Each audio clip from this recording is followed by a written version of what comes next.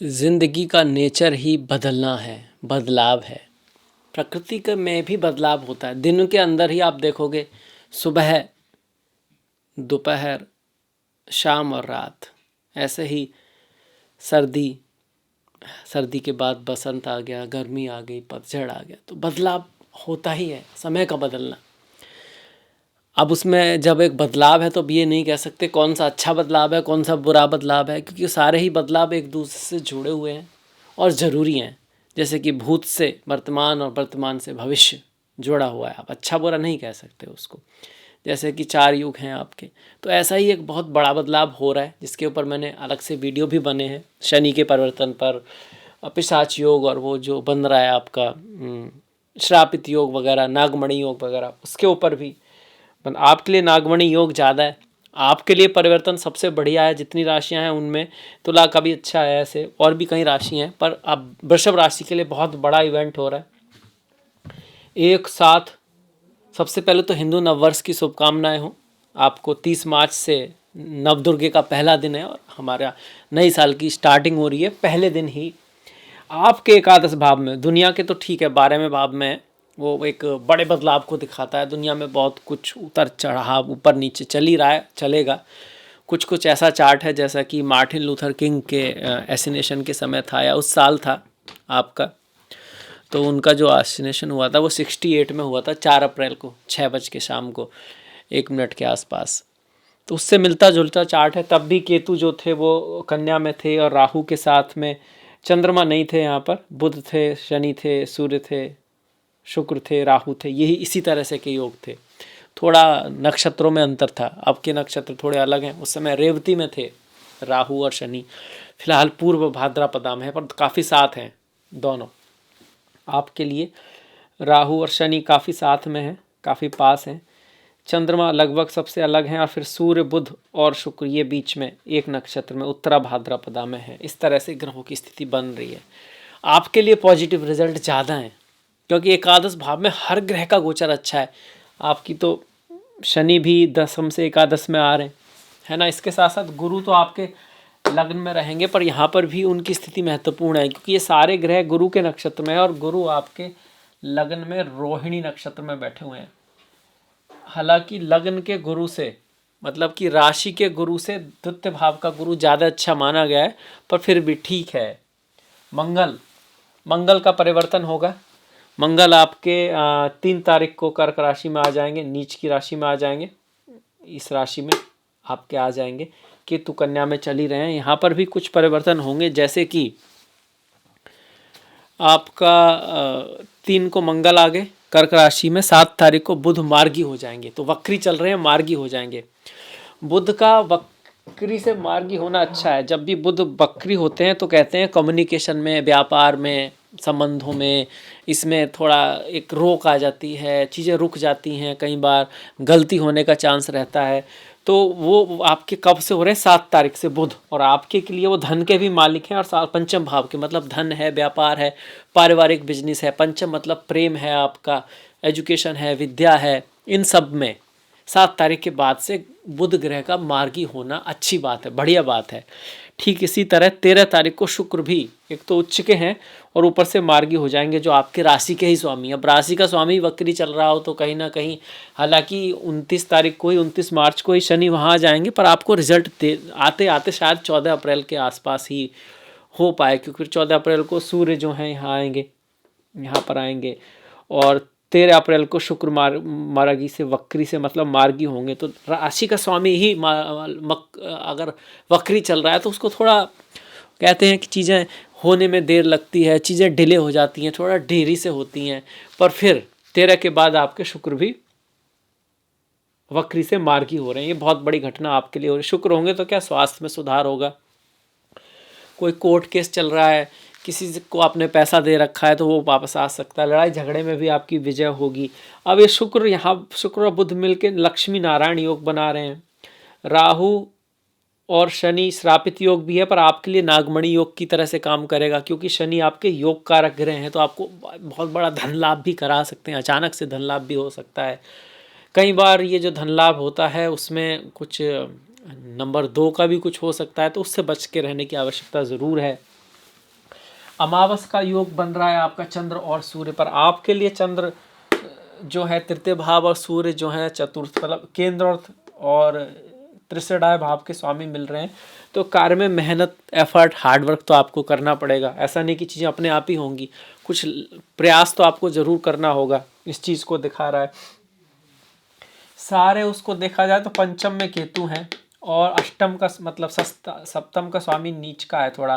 तो marriage life को थोड़ा सा ध्यान में रखें। मैरिज लाइफ, रिलेशंस के जो इशू हैं उसमें तो कोई बहुत बड़ा बदलाव नहीं दिखा रहा, पर हाँ धन लाभ दिखा रहा है मतलब पैसे में कोई वृद्धि होने की संभावना है। यहाँ पर बड़े भाई बहन, नेटवर्क सर्कल की थ्रू कुछ बहुत बड़ा हो सकता है, क्योंकि 11वां भाव नेटवर्क सर्कल का ही होता है। यहाँ पे बहुत सारे योग बने हुए हैं, जैसे कि शनि और बुध का योग, इसको धूर्त योग बोलते हैं, क्योंकि बुध बुद्धि है और शनि जो है बुद्धि को स्लो करते हैं, तो धूर्त योग बोल दिया ऐसे कहने को।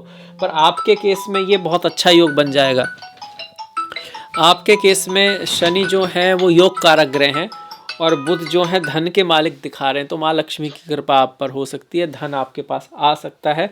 और इस धन के आने में पिता का, गुरु का, टीचर्स का, गवर्नमेंट का, आप कहीं जॉब करते हैं, आपका प्रमोशन वगैरह भी हो सकता है। गवर्नमेंट से संबंधित कोई काम है उसमें भी पॉजिटिव रिजल्ट आ सकते हैं। हालांकि इसकी जो ज़्यादा चांसेज हैं वो आपके 12-13 तारीख के बाद ज़्यादा हैं, क्योंकि तब शुक्र जो है वो मार्गी हो जाएंगे।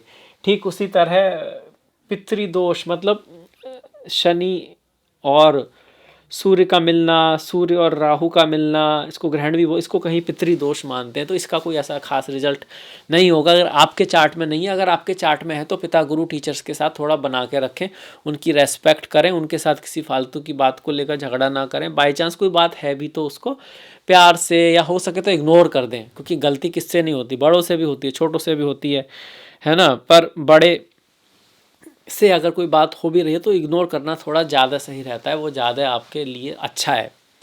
इसके साथ साथ जो योग बन रहा है विक्षिप्त, विक्षिप्त से ऐसे कोई डरने का नहीं है। चंद्रमा और बुध को कभी कभी विक्षिप्त बोल देते हैं, क्योंकि बुद्धि है आपका बुध और चंद्रमा मन है। तो बुद्धि अगर मन की तरह से चलेगी तो रिजल्ट निकल के नहीं आएगा। मन तो 10 तरह का होता है, इसलिए रावण के 10 सर थे।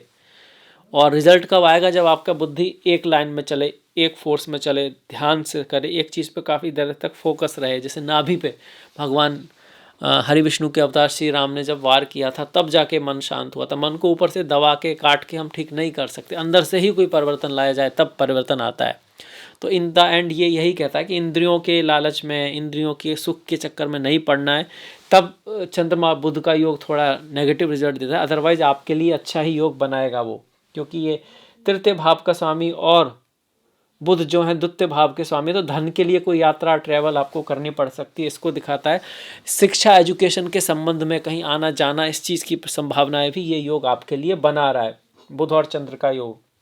ग्रहण तो पड़ेगा ही, ग्रहण तो आपका 29 को हो ही रहा है। साल के पहले दिन में ही कहीं ना कहीं ग्रहण की शुरुआत हो रही है, और ये सबके लिए तो अच्छा नहीं है, आपके लिए ठीक है। 11वें भाव में पड़ा हुआ ग्रहण से आपको कोई बहुत बड़ी दिक्कत नहीं आ रही। हाँ, आपके बड़े भाई बहन, उनके सेहत का ध्यान रखें, उनके साथ रिश्तों को थोड़ा बना के रखें। जड़मती योग, जड़मती योग जब राहु और बुध मिलते हैं तो कुछ लोग इसको जड़ योग बोल देते हैं, कुछ लोग केतु बुध को भी जड़ योग बोल देते हैं। मतलब यही है कि बुद्धि का उपयोग सही तरीके से करें, लोभ लालच या गलत तरीके से ना करें। राहु बुध आपस में फ्रेंड हैं, मित्र हैं, तो पॉलिटिक्स के लिए अच्छा ही होता है ये। मतलब आपकी बुद्धि अच्छी तरह से काम करती है, ऐसा कुछ नहीं है। बस यही है कि कभी कभी बुद्धि से हम गलत काम में यूज कर सकते हैं इस चीज़ को, बहुत दूरदृष्टि ना हो उस काम में, तो इस चीज़ का हम थोड़ा सा ख्याल रखें। श्रापित योग, शनि और राहु मिलते हैं तो श्रापित योग बोल देते हैं। शनि और राहु आपके लिए ज़्यादातर नागमणि योग जैसा है, क्योंकि यहाँ पर शनि जो है योग कारक हैं आपके और 11वें भाव में बैठे हुए हैं, तो आपको अचानक से धन लाभ ही हो सकता है। मेनली आपके लिए पॉजिटिव योग ही बन रहा है आपके केस में। विष योग, शनि और चंद्रमा का भी मिलन हो रहा है महीने की शुरुआत में ही, साल की शुरुआत में ही, पर एकादश भाव में हो रहा है। तो ये कहता है कि रेस्पॉन्सिबल रहें, अपनी रेस्पॉन्सिबिलिटियों को निभाएं। थोड़ा बहुत नेगेटिविटी आपके नेटवर्क सर्कल में इस साल रह सकती है और इस महीने खासकर, पर आपको उस पर ज़्यादा ध्यान नहीं देना है, उसको अपने ऊपर प्रभाव नहीं पड़ने देना है। आपको पॉजिटिव रहना है, पॉजिटिव दिशा में सोचना है, अपनी रेस्पॉन्सिबिलिटियों को पूरा करना है। और इसके बाद जो प्रभु की इच्छा, जहाँ तक गोचर की बात है, गोचर पॉजिटिव है, पर इसका अर्थ ये है क्या सारे ही वृषभ राशि वालों की एकदम किस्मत पलट जाएगी, बदल जाएगी? अगर जन्म पत्री में बहुत ज़्यादा बुरे दशा महादशा नहीं चल रही है, खुद प्रारब्ध में ही ऐसे कुछ योग नहीं है जो खराब है, उनका समय चल रहा है, तो बहुत सारों की हाँ, नहीं तो जिसकी प्रारब्ध में ही ऐसा कुछ है तो उसको तो बदलना मुश्किल है। इसके बाद गुप्त संबंध योग, ये होता है राहु हैं, शुक्र हैं, साथ में शनि आ गए, तो भाई शनि एक कहोगे कि जो शुक्र ग्रह है जो हमारे प्रेम को दिखाता है, प्रेम जीवन को, रिलेशनशिप को दिखाता है, उसका संबंध राहु केतु से बनेगा तो आउट ऑफ द बॉक्स संबंध बनना, कुछ उल्टा सीधा संबंधों में होना, इसीलिए इसको एक सिंबॉलिज्म है गुप्त संबंध योग, है ना, उसको बताता कि उसके लिए अच्छा नहीं है। और ये सबके लिए अप्लीकेबल नहीं होता है, किसी के चार्ट में ऐसा है, इस तरह की दशाएं चल रही हैं तभी ऐसा होता है, पर हाँ थोड़ा ख्याल रखें, मर्यादा का ख्याल रखें, आपको खुद आपका मन आपकी आत्मा बताती है आप सही हो नहीं हो, है ना, तो सही रास्ते पे चलेंगे तो इसमें कोई ऐसी दिक्कत नहीं आएगी। हाँ ये इस चीज़ को ज़रूर दिखाता है कि फ़ॉरेन से संबंधित अगर आपका कोई काम है, फ़ॉरेन से संबंधित आपका बिजनेस है, धन से संबंधित काम है, तो आपको उसमें लाभ ही कराएगा। यहाँ पर शुक्र भी लाभ, धन के मालिक है ना, शुक्र धन को, लक्ष्मी माता को दिखाते हैं, तो एक तरह से आपके लिए ये योग भी अच्छा ही है। अब एक खप्पर योग, ये सबके लिए है कि इस साल की जो शुरुआत हो रही है ना, इसमें राजा भी सूर्य हैं और मंत्री भी सूर्य हैं। ऊपर से साल के शुरुआत के पहले दिन ग्रहण भी पड़ रहा है, पहले दिन श्रापित योग भी बन रहा है अगर मेष राशि को लें, जो कि काल पुरुष की राशि होती है। 12वें भाव में इतने सारे ग्रह आ रहे हैं, तो ये कहता है भैया इस साल जो होते हैं ना, काफ़ी उतार चढ़ाव आते हैं। पहले ज़माने की बात करें तो सूखा पड़ जाता है, बाढ़ आ जाती हैं, भूकंप आ जाते हैं, क्योंकि पहले ज़माने में यही होता था हमारा जो खेती वगैरह है। आजकल के ज़माने में मार्केट का ऊपर नीचे जाना, और इस तरह से के योग में कहीं ना कहीं आपका जो बहुत सारा आप कह सकते हो लड़ाई झगड़े और होना, ये सब रहता है। बड़े बड़े नेता है, किसी बड़े व्यक्ति का असैसिनेशन होना, जो अच्छा भी हो सकता है, जैसे मार्टिन लूथर किंग का हुआ। उस समय लगभग ऐसे नक्षत्र इस तरह से के ही थे, राहु शनि रेवती में थे, वहाँ पर बुध और शुक्र और सूर्य जो थे वो पूर्व भाद्रपदा में थे, सूर्य रेवती में थे। अब अगर आप देखोगे तो शनि राहु जो है वो पूर्व भाद्रपदा में है, चंद्रमा रेवती में है, और आपके सूर्य मंगल, सूर्य जो है वो उत्तरा भाद्रा में है, मरकरी उत्तरा भाद्रा में है, तो और शुक्र भी उत्तरा भाद्रा में है। अब ये इन सारों का उत्तरा भाद्रा में कहीं ना कहीं होना अच्छा ही है थोड़ा सा। और इन सारे ग्रहों का जो डिस्पोजिटर है वो रोहिणी नक्षत्र में है, जो ग्रोथ को दिखाता है, ऊपर जाने को दिखाता है। तो ये जो परिवर्तन है, ओवरऑल जो कॉन्शियसनेस है, जो चैतन्य है पृथ्वी का, जल का, आयु, ये जो वायु जल पृथ्वी, ये सारे तत्व है ना, सब चैतन्य है, वो ऊपर की ऊपर ही जा रहा है। तो हम किसी अच्छे परिवर्तन की तरफ ही जा रहे हैं। पर चूंकि परिवर्तन हमेशा थोड़ा सा उतार चढ़ाव के बाद ही आता है, थोड़ा सा दुखकारक ही होता है, तो वो सारी चीज़ें हैं। जो लोग दूसरों की हेल्प में विश्वास करते हैं, खुद की भी हेल्प कर रहे हैं, अपने से भी प्रेम करते हैं, दूसरों से भी प्रेम करते हैं, न्याय चाहते हैं सबके लिए, इसी तरह से दुनिया में भी ऐसी कंपनियां जो कहीं ना कहीं ऐसा काम बढ़ेंगे ज़्यादा जो अच्छाई की तरफ हैं। और जो लोग नियंत्रण, कंट्रोल, डर, इस तरह की पॉलिटिक्स ये सब कर रहे हैं, उनका धीरे धीरे विनाश होगा। प्रकृति धीरे धीरे अच्छाई की तरफ ही बढ़ेगी और अच्छे लोग ही अंत में आगे जाएंगे। ज्योतिष तो यही कहता है, शास्त्र भी यही कहते हैं, है ना। तो ये बातें हैं आपके लिए। अब ये जो सारे योग बनाए, इनके अच्छे अच्छे नाम भी होते हैं। अब जैसे शनि बुध है, कहीं ना कहीं आपको वो बुद्धि में स्थिरता देता है। ठीक इसी तरह से शनि चंद्र आपको संन्यास के लिए अच्छा है। शनि राहु जो है वो आपको स्पिरिचुअलिटी, अध्यात्म में कुछ बहुत बड़ा भी करा सकता है, जल्दी से कुछ कुछ सीखना सिखाता है। ऐसे ही चंद्र राहु जो है आपका, वो आपके मन को अगर अच्छी जगह फोकस हो जाए तो कोई बहुत बड़ा रिजल्ट दे सकता है। तो कोई भी नेगेटिव ग्रह का पॉजिटिव पार्ट भी होता है, तो ऐसा भी कुछ नहीं है कि सब नेगेटिव ही बन रहा है। इनके दो दो नाम होते हैं ज्योतिष में। तो अल्टीमेटली जो मीन राशि है वो एक प्रारंभ को दिखा रही है। आदि भी जल है और अंत भी जल है। एक तरह से होता है ना, जल में ही उत्पत्ति हुई है, जल में ही प्रलय में बोलते हैं ना, सब डूब जाएगा। वो कहीं ना कहीं कहने का नज़रिया है कि जल से चीज़ों की शुरुआत होती है। तो एक नए युग की शुरुआत हो रही है, जो आपके लिए कम से कम पूरा साल ही अच्छा होना चाहिए। मई के बाद ज़्यादा अच्छे रिजल्ट आएंगे, जब गुरु भी आपके द्वितीय भाव में, धन के भाव में आ जाएंगे। अभी भी अच्छा ही है। तो ये महीना वृषभ राशि के लिए बहुत बढ़िया होने वाला है, खास करके 13 तारीख के बाद। तो इसी के साथ इस वीडियो को हम समाप्त करते हैं। ख्याल जहाँ पे रखना है वो मैरिज लाइफ का मैंने आपको बताया, मैरिज लाइफ, फ्रेंडशिप, क्योंकि इस भाव का स्वामी नीच का है, सप्तम का। व्यापार वालों को थोड़ा ज़्यादा ख्याल रखना है, बिजनेस वालों के लिए थोड़ा जो जॉब है या सेल्फ फ्रीलांसर है उनके लिए थोड़ा ज़्यादा अच्छा है। इसी के साथ ये वीडियो समाप्त करता हूँ। अगर आपको अच्छा लगा तो लाइक कीजिएगा। ज्योतिष में रुचि है और अब तक सब्सक्राइब नहीं किया तो कर सकते हैं, घंटी वाला बटन दबा सकते हैं। कुछ ना कुछ कमेंट में ज़रूर लिखिएगा। आपसे मुलाकात होगी नेक्स्ट वीडियो में, तब तक के लिए आपका बहुत बहुत धन्यवाद। नमस्कार।